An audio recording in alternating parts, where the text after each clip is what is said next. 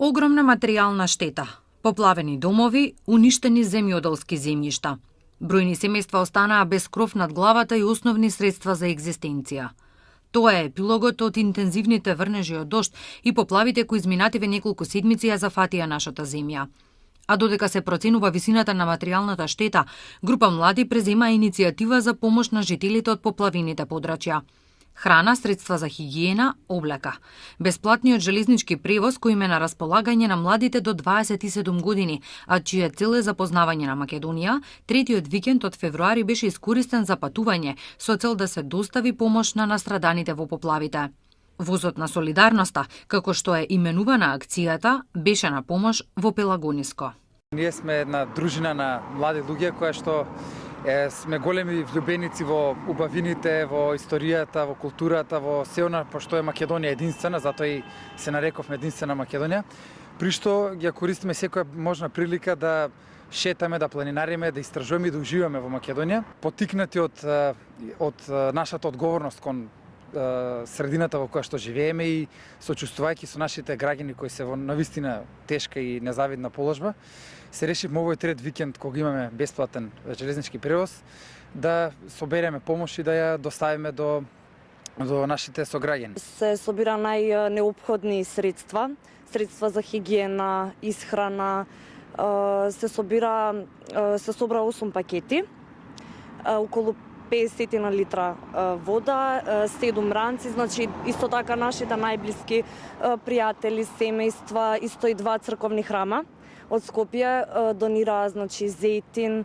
донира пешкири, најнеопходни средства кои им се навистина потребни на граѓаните во поплавените подрачја. Каква беше гледката во Пелагониско? Што затекнавте? Па морам да кажам дека гледката беше тешка и несекојдневно, но не и претерано застрашувачка.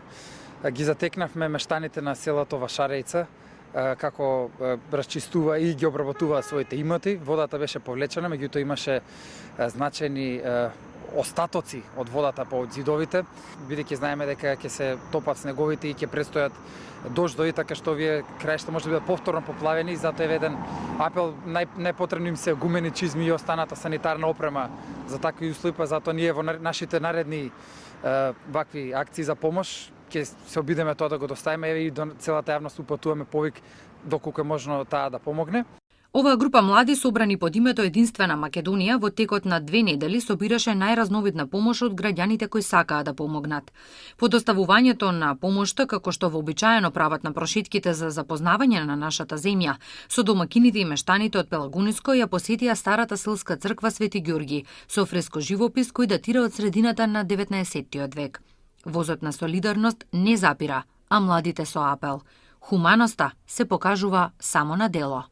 Еве еден повик до македонски железници, бидејќи ние нив не ги известивме, туку само иницијативно отидовме и искористивме можноста за бесплатен железнички превоз. Еве еден повик до нив дека имаме идеја да одиме во Кочанско со возот за Кочани, па да ни излезе од престрат околу времето и превозот и цената на превозот.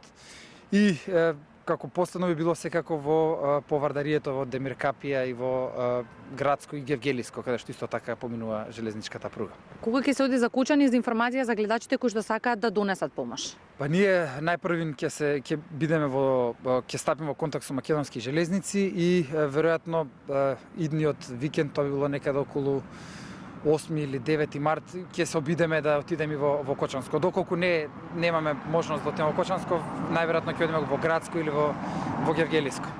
Единствена Македонија @gmail.com е имейл адресата на која што може да стапите во контакт со оваа група млади луѓе за достава на хуманитарна помош. Излезете од вашите топли домови и помогнете им на оние на кои во моментов вашата помош им е неопходна. Со храна, средства за хигиена или облека, небитно. Вашето малку некому му значи се.